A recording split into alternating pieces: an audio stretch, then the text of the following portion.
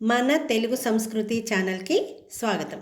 బాలలు, ఈరోజు మనం 8వ తరగతిలోని 11వది సమదృష్టి అనే పాఠం గురించి చెప్పుకుందాం. సమదృష్టి అంటే అందరినీ సమానమైనటువంటి దృష్టితో చూడాలి, అంటే సమానత్వం ఉండాలి అని చెప్పటం అన్నమాట. ఇక్కడ చదవండి, ఆలోచించి చెప్పండి అనే శీర్షికలో ఒక పద్యం ఇచ్చారు కదా మనకి. ఆ పద్యాన్ని ఒకసారి చూద్దామా? వినదగునెవ్వరు చెప్పిన వినినంతనే వేగపడక వివరింపదగున్ కని కల్ల నిజము తెలిసిన మనుజుడే పో నీతిపరుడు మహిళో సుమతి. ఈ పద్యం సుమతి శతకంలో నుంచి తీసుకోబడింది. దీన్ని రచించినటువంటి శతకకర్త బద్దెన గారు. అంటే వినదగునెవ్వరు చెప్పినా, ఎవరు చెప్పినా సరే మనం వినాలి. వినినంతనే వేగపడక, వినంగానే హడావుడి పడిపోయి వెంటనే ఆ పనిని చేసేయకూడదు.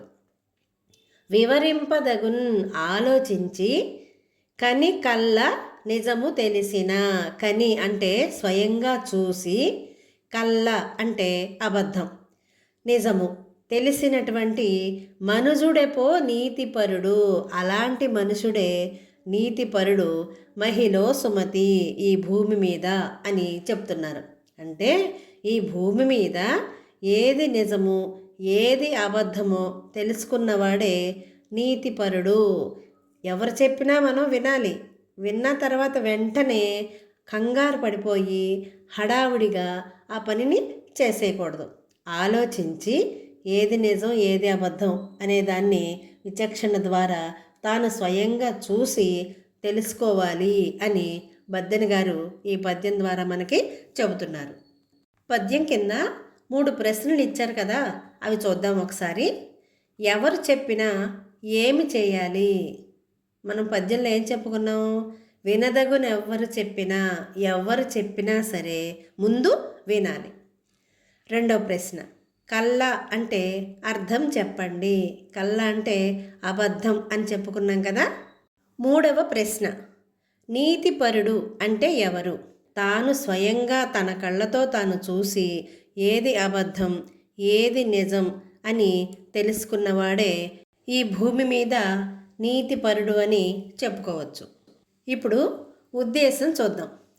సమస్త మానవులను వర్గ వర్ణమును బట్టి కాక గుణాన్ని సంస్కారాన్ని బట్టి గౌరవించాలని విద్యార్థుల్లో సర్వమానవ సమానత్వ భావన కలిగించటం ఈ పాఠ్యాంశ ఉద్దేశం. అంటే ఏంటి? కొంతమంది చక్కగా కనిపిస్తారు చూడటానికి మంచి రంగుతోటి.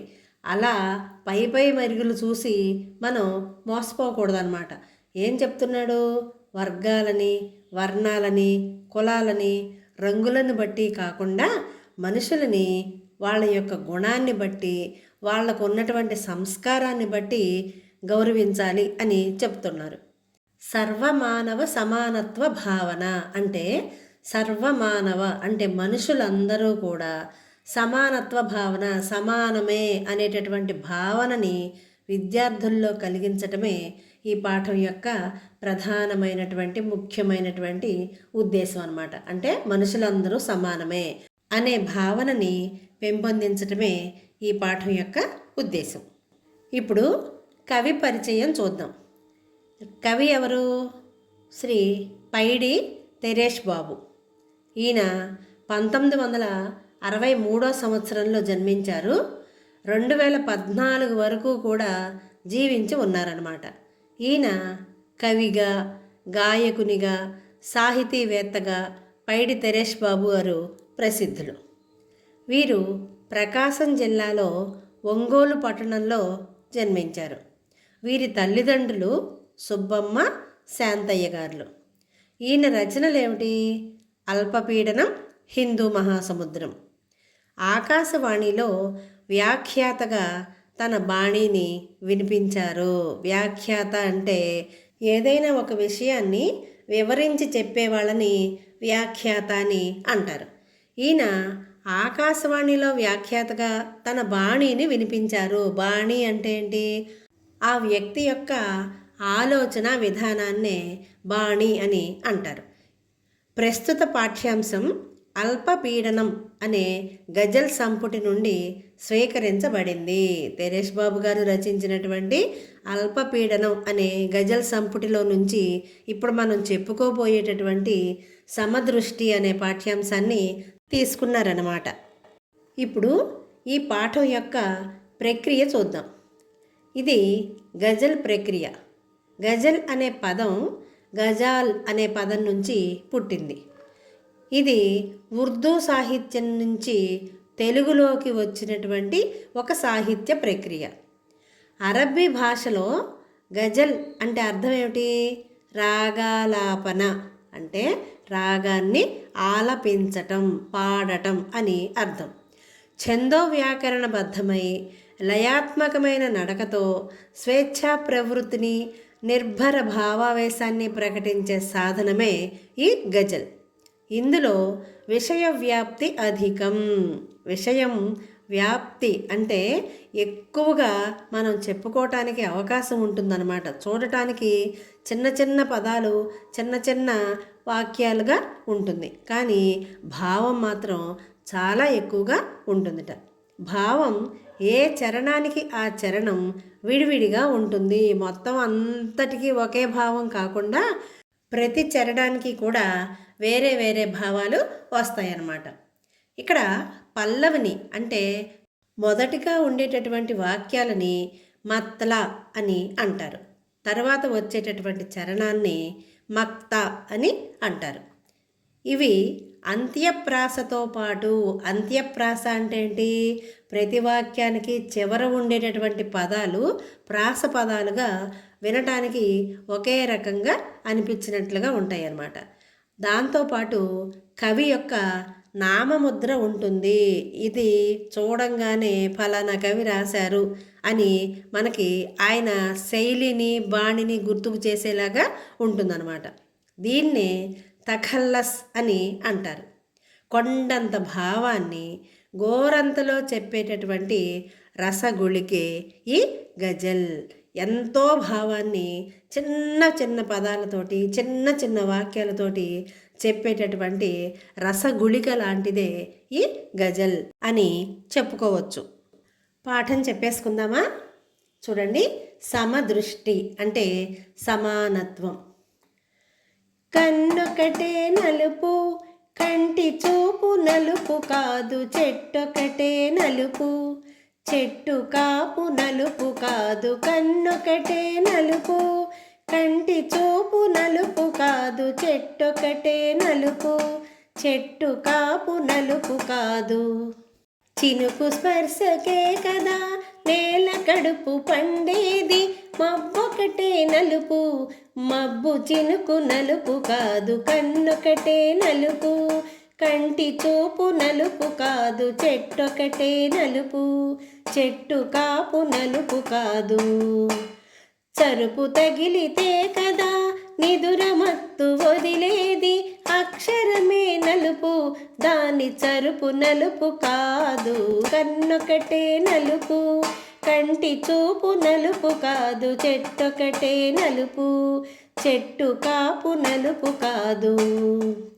అరిచి మరీ పిలవనిదే తూర్పు తలుపు తెరవదు, గొంతొకటే నలుపు, దాని అరుపు నలుపు కాదు, కన్నొకటే నలుపు, కంటి చూపు నలుపు కాదు, చెట్టొకటే నలుపు, చెట్టు కాపు నలుపు కాదు. కలలే కదా అందమైన భవితకు పునాదులు, రేయి ఒకటి నలుపు, రేయి కలలు నలుపు కాదు, కన్నొకటే నలుపు, కంటి చూపు నలుపు కాదు, చెట్టొకటే నలుపు, చెట్టు కాపు నలుపు కాదు. ఎదురీతకు దిగావు నది కోతలు తప్పవు, ఈత ఒకటి నలుపు, ఈత గెలుపు నలుపు కాదు, కన్నొకటే నలుపు, కంటి చూపు నలుపు కాదు, చెట్టొకటే నలుపు, చెట్టు కాపు నలుపు కాదు. పరుగుతోనే బతుకు వెలితి పోడ్చగలవు మిత్రుడా, కులమొకటే నలుపు నీ పరుగు నలుపు కాదు. పరుగుతోనే బతుకు వెలితి పోడ్చగలవు మిత్రుడా, కులమొకటే నలుపు నీ పరుగు నలుపు కాదు. కన్నొకటే నలుపు కంటి చూపు నలుపు కాదు, చెట్టొకటే నలుపు చెట్టు కాపు నలుపు కాదు. కన్నొకటే నలుపు కంటి చూపు నలుపు కాదు.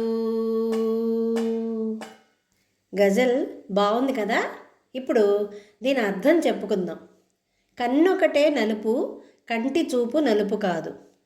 మన కంటి లోపల ఉన్నటువంటి గుడ్డు నల్లగా ఉంటుంది. నల్లగుడ్డు తెల్లగుడ్డు అంటాం కదా. ఆ నల్లగుడ్డు నల్లగా ఉంటుంది, కానీ ఆ నల్లగుడ్డుతో చూసేటటువంటి చూపు లేదా దృష్టి మాత్రం నల్లగా ఉండదు. కన్నుగుడ్డు నల్లగా ఉన్నా సరే కంటి చూపు మాత్రం నల్లగా ఉండదు. మనం వేటినైతే చూస్తున్నామో అవి సహజ సిద్ధంగా ఏ రంగులోనైతే ఉంటాయో అదే రంగులో మనకి కనిపిస్తాయి. మనం నల్లగుడ్డుతో చూస్తున్నాం కాబట్టి అవి కూడా మనకి నల్లగా కనిపించాలి అనేది ఏమీ లేదు. గుడ్డు మాత్రమే నల్లగా ఉంటుంది. మనం చూసే చూపు దృష్టి మాత్రం నల్లగా ఉండదు. అవి ఏ రంగుల్లో ఉన్నాయో ఆ రంగుల్లోనే మనకి కనిపిస్తాయి అని అర్థం. చెట్టు ఒకటే నలుపు చెట్టు కాపు నలుపు కాదు. చెట్టు మామూలుగా దూరం నుంచి మనం చూస్తే ఎలా కనిపిస్తుంది? మనకి నల్లగా ఉన్నట్లుగా కనిపిస్తుంది. దాని కాండము, ముదురాకు పచ్చలో ఉన్నటువంటి దాని ఆకులు ఇవన్నీ కూడా దూరానికి మనకి నల్లగా కనిపిస్తాయి. కానీ ఆ చెట్లు వివిధ రకాల రంగులు, రుచులు కలిగినటువంటి ఫలాలను అంటే పళ్ళను మనకి ఇస్తాయి. అవి కూడా వివిధ రంగులలో కనిపిస్తాయి. అన్ని ఫలాలు, అన్ని పళ్ళు ఒకే రంగులో ఉండవు కదా. అలాగే చెట్లు కొత్తగా చిగుర్చినప్పుడు ఒక రకమైనటువంటి లేత ఆకుపచ్చ రంగులో ఉంటాయి. ఆకులు బాగా ముదిరిన తర్వాత ముదురు ఆకుపచ్చ రంగులో ఉంటాయి అన్నమాట. అలాగే అవి రాలిపోయే ముందు పసుపచ్చ రంగులోకి మారుతాయి. అలా సహజ సిద్ధంగా అవి ఏ రంగుల్లో ఉన్నాయో అవే రంగుల్లో మనకి కనిపిస్తాయి. కానీ చెట్టు నల్లగా ఉంటుంది కనిపిస్తుంది దూరానికి, అలా ఉంటుంది. కానీ చెట్టు నలుపు కాదు. చెట్టు కాసేటటువంటి కాపు కూడా నలుపు కాదు. చెట్టు మాత్రమే దూరానికి నల్లగా కనిపిస్తుంది అని చెబుతున్నాడు కవి. తరువాత చినుకు స్పర్శకే కదా నేల కడుపు పండేది, మబ్బొకటే నలుపు మబ్బు చినుకు నలుపు కాదు. చినుకు స్పర్శ, చినుకు అంటే వర్షం అన్నమాట. వాన చినుకు పడగానే, వాన చినుకు యొక్క స్పర్శ తగలంగానే నేల కడుపు పండుతుందిట. కడుపు పండటం అంటే ఏమిటి? సంతానం కలగటం, పిల్లలు పుట్టడం అన్నమాట. ఇక్కడ నేల కడుపు పండేది అంటే నేలకి పిల్లలు పుడతారు, సంతానం కలుగుతుంది అని కవి చెప్తున్నాడు. నేలకి సంతానం కలగటం అంటే ఏంటి? ఎప్పుడైతే వర్షం భూమి మీద పడుతుందో, నేల మీద పడుతుందో అప్పుడు ఆ నేల మీద ఉన్నటువంటి విత్తనాలు మొక్కలులాగా మొలకెత్తుతాయి అని చెప్తున్నాడు. మబ్బు ఒకటే నలుపు, కారు మబ్బులు, నల్లగా ఉండేటటువంటి మేఘాలని కారు మబ్బులు అని అంటారు. మేఘాలు మాత్రమే నల్లగా ఉంటాయి, కానీ ఆ మేఘాల నుంచి వచ్చేటటువంటి చినుకులు మాత్రం తెల్లగా ఉంటాయి. మనం వర్షం పడేటప్పుడు చూస్తాం కదా, ఆ చినుకు మనకి ఎలా కనిపిస్తుంది? తెల్లగా, స్వచ్ఛంగా, నిర్మలంగా కనిపిస్తుంది.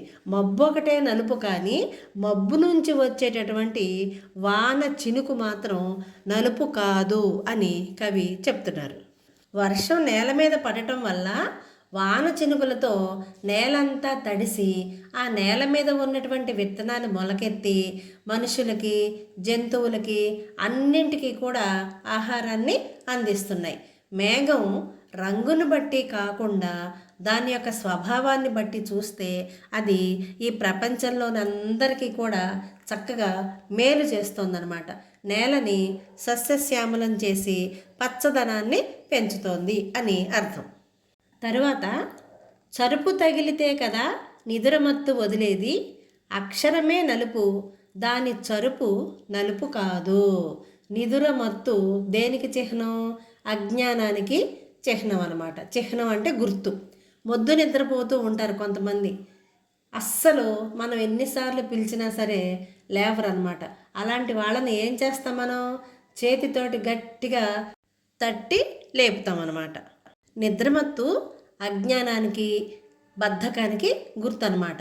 అది వదలాలంటే ఖచ్చితంగా మనం చేతితోటి గట్టిగా చరిచి లేపాలి. అవి పోవాలి అంటే చదువు అనేది ఖచ్చితంగా ప్రతి మనిషికి కూడా అవసరం అన్నమాట. ఆ చదువు అనేటటువంటి చరుపు లేపుతుందన్నమాట. మనిషిని నిద్ర లేపుతుంది, నిద్ర మత్తుని వదిలిస్తుంది, మనిషికి ఉన్నటువంటి అజ్ఞానాన్ని తొలగిస్తుందన్నమాట చదువు. కానీ మనం రాసేటటువంటి అక్షరాలు నల్లగా ఉంటాయి, కానీ ఆ చదువు మాత్రం నలుపు కాదు, మన జీవితానికి వెలుగు. ప్రతి మనిషికి కూడా చదువు అనేది మన జీవితానికి వెలుగుని ప్రసరింపచేసేటటువంటి దీపం లాంటిదన్నమాట. తరువాత అరిచి మరీ పిలవనిదే తూర్పు తలుపు తెరవదు. అరిచి మరీ పిలవాలట తూర్పు తలుపు తెరుచుకోవాలి అంటే. పూర్వకాలం కోడి కూయగానే మన పెద్దవాళ్ళు ఏం చేసేవాళ్ళు? ఒరే లేవంట్రా, కోడి కూసేసింది, తెల్లవారుతోంది, లేచి లేచి పనులు చూసుకోండి అని చెప్పి మనల్ని చక్కగా నిద్ర లేపేవాళ్ళు. కానీ ఇప్పుడు అలాంటి వాతావరణం ఎక్కడ మనకి కనిపించట్లేదు. కానీ సూర్యోదయం అయ్యేటప్పుడు, తెల్లవారేటప్పుడు పక్షుల కోతలు, అవి చేసేటటువంటి మధురమైనటువంటి ధ్వనులతో మనకి ఆహ్లాదకరంగా ఉంటుంది. అక్కడ పక్షుల యొక్క కోతలు మధురంగా ఉంటాయి, కానీ కొన్ని పక్షులు చూడటానికి అందంగా ఉండవు కదా. ఇప్పుడు పావురమే ఉంది, దాని మెడ ఎలా ఉంటుంది? నలుపుగా వేరే రంగులో ఉంటుందన్నమాట. అలాగే కోయిల ఉంది కదా, దాని కంఠస్వరం చూడండి ఎంత మధురంగా ఉంటుందో. మనం కూసినప్పుడు అది కూడా మనకి ఎదురు చెప్తున్నట్టుగా అది కూడా కూస్తుందన్నమాట. మీరు ఎప్పుడైనా గమనించండి, కోయిల కూసినప్పుడు మీరు కూడా దానికి మళ్ళీ కూస్తే అది ఇంకా ఇంకా ఇంకా మనల్ని రెట్టిస్తూ కూస్తుందన్నమాట. దాని కంఠస్వరం ఎంత బాగుంటుందో కదా. కానీ కోయిల మాత్రం చూడటానికి నల్లగా ఉంటుంది, పెద్ద అందంగా ఉండదు. అయినా సరే అలా పక్షుల యొక్క మధురమైనటువంటి ధ్వనులతోనే సూర్యోదయం అవుతుంది. గొంతు ఒకటే నలుపు, దాని అరుపు నలుపు కాదు. గొంతు దగ్గర, కంఠం దగ్గర నల్లగా ఉంటే ఉండవచ్చు, కానీ అది అరిచే అరుపు మాత్రం నలుపు కాదు అని కవి చెబుతున్నారు. తరువాత కలలే కదా అందమైన భవితకు పునాదులు, రేయి ఒకటి నలుపు, రేయి కలలు నలుపు కాదు. మనం ఎప్పుడు పడుకుంటాం? రాత్రిపూట నిద్రిస్తాం కదా. ఆ నిద్రించినప్పుడు మనకి కలలు వస్తాయి. కొన్ని కలలు అందంగా ఉంటాయి, కొన్ని కలలు భయంకరంగా ఉంటాయి, కొన్ని కలలు మనసుకి ఎంతో ఆహ్లాదకరంగా కనిపిస్తాయి. ఒక్కొక్కసారి మనం ఏదో పెద్ద విజయాన్ని సాధించినట్లు మనకి కలలు వస్తాయన్నమాట. అలా కలలు కనేటటువంటి రేయి అంటే రాత్రి నల్లగా ఉంటుంది, కానీ ఆ రాత్రిపూట వచ్చేటటువంటి కలలు మాత్రం నల్లగా ఉండవు. ఎందుకని? ఆ కలలే మన అందమైనటువంటి భవిష్యత్తుకు, భవిత అంటే భవిష్యత్తు, రాబోయే కాలానికి పునాదులు. మనం కలలు కంటాం. రాత్రిపూట పడుకుంటే వచ్చేటటువంటి కలలు వేరు, మెలకువగా ఉండి కూడా కొన్ని కలలు కంటాం. ఏంటవి? నాకు మంచి మార్కులు రావాలి, నేను బాగా చదవాలి, నాకు పెద్ద ఉద్యోగం రావాలి, నేను మంచిగా ఇల్లు కట్టుకోవాలి. ఇలాంటివన్నీ కూడా, ఇవి కూడా కలలే. కానీ ఆ కలలే కదా రాబోయే కాలంలో మన భవిష్యత్తుకి పునాదులు వేసేది. మనం మంచి ఉద్యోగం చేయాలి అంటే ఏం చేయాలి? ఇప్పటి నుంచే మరి పునాదులు. దానికి పునాది ఏంటి? బాగా చదవాలి. అందుకనే మంచి భవితకు అందమైనటువంటి కలలే కదా పునాదులు అని కవి యొక్క భావన. తరువాత ఎదురీతకు దిగావో నది కోతలు తప్పవు, ఈత ఒకటే నలుపు, ఈత గెలుపు నలుపు కాదు. ఇక్కడ చూడండి, మనం ఈత ఈదాలనుకోండి, ఈత కొట్టాలి. ఒక నదిలో కానివ్వండి, కాలువలో కానివ్వండి, చెరువులో కానివ్వండి. కొంతమంది సముద్ర స్నానానికి వెళ్ళినప్పుడు అక్కడ కూడా ఈత కొడతారు. అలా ఈత కొట్టేటప్పుడు ఏం చేస్తారు, వీళ్ళు నదిలో కానీ ఆ నీళ్ళల్లో కానీ ఎక్కడైనా సరే ఆ నీళ్ళల్లో మునిగి ఈత కొట్టేటప్పుడు కళ్ళు మూసుకుంటారు కదా, బుడగలు వదులుతూ గాలిని వదులుతూ కళ్ళు మూసుకుని ఈత కొడతారు. ఆ కళ్ళు మూసుకుంటే మనకి అంతా చీకటే కదా కనిపించేది. అంటే ఈత కొట్టేటప్పుడు నల్లగా మనకి అంతా కనిపిస్తుంది. ఈత ఒకటే నలుపు, కానీ ఈత గెలుపు నలుపు కాదు. ఈత ఈదిన తర్వాత వచ్చేటటువంటి గెలుపు మాత్రం నల్లగా ఉండదు. ఎదురీతకు దిగావో నది కోతలు తప్పవు. ఎదురీత అంటే ప్రవాహ వేగానికి ఎదురు ఈదుకుంటూ వెళ్ళామనుకోండి, ఆ ఈత వేగానికి నీళ్ళు ఏమవుతాయి, కోతకు గురయ్యి మనం ముందుకు వెళ్తాం. కోతకు గురవటం అంటే ఏంటి, మనం ముందుకు వెళ్తుంటే ఆ నీళ్ళని వెనక్కి తోసుకుంటూ వెళ్తాం కదా, అది కోత అని కవి యొక్క భావన. అంటే ఈత ఈదేటప్పుడు మనకి చాలా కష్టంగా ఉంటుంది, ప్రయత్నిస్తే అది సులువుగా సాధించవచ్చు అన్నమాట. ఏదైనా సరే మొదలు పెట్టడమే మనకి కష్టంగా ఉంటుంది, కానీ ఈత ఈదిన తర్వాత ఆ ప్రయత్నం వల్ల వచ్చేటటువంటి గెలుపు విజయం వైపుకి దారి తీస్తుందన్నమాట. సమస్యల సుడిగుండాలలో ఏమీ తెలీదు, తోచదు, కానీ సమస్య పరిష్కారానికి సాధన అనేది మాత్రమే ఉపాయం అని కవి చెబుతున్నారు. తర్వాత, పరుగుతోనే బతుకు వెలితి పోడ్చగలవు మిత్రుడా, కులమొకటే నలుపు నీ పరుగు నలుపు కాదు.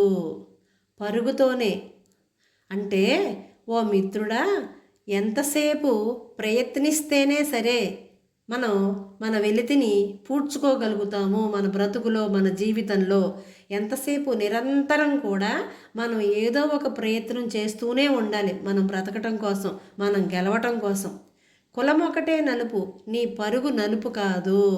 కులం ఒకటే నలుపు, కానీ నీ యొక్క పరుగు మాత్రం, అంటే నీ ప్రయత్నం మాత్రం నలుపు కానే కాదు.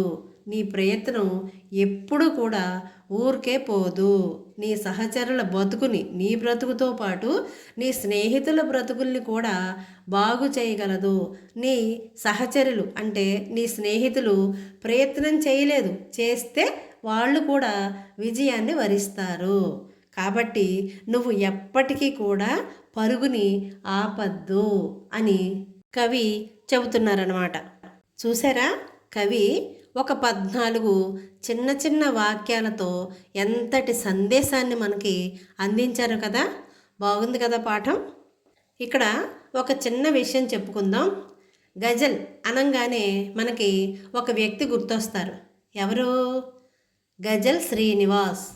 ఆయన కేసిరాజు శ్రీనివాస్ అనేది అసలు పేరు.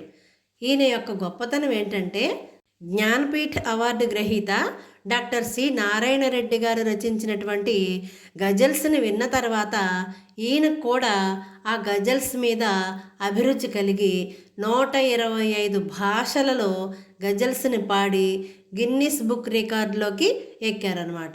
మనకి గజల్ అనగానే ఆయన యొక్క పేరే గుర్తుకొస్తుంది. పాఠం విన్నారు కదా, చక్కగా తప్పులు లేకుండా చదవటం, రాయటం, ధారాళంగా చదవటం నేర్చుకోండి. ఇలాంటి మరిన్ని వీడియోల కోసం చూస్తూనే ఉండండి మన తెలుగు సంస్కృతి ఛానల్.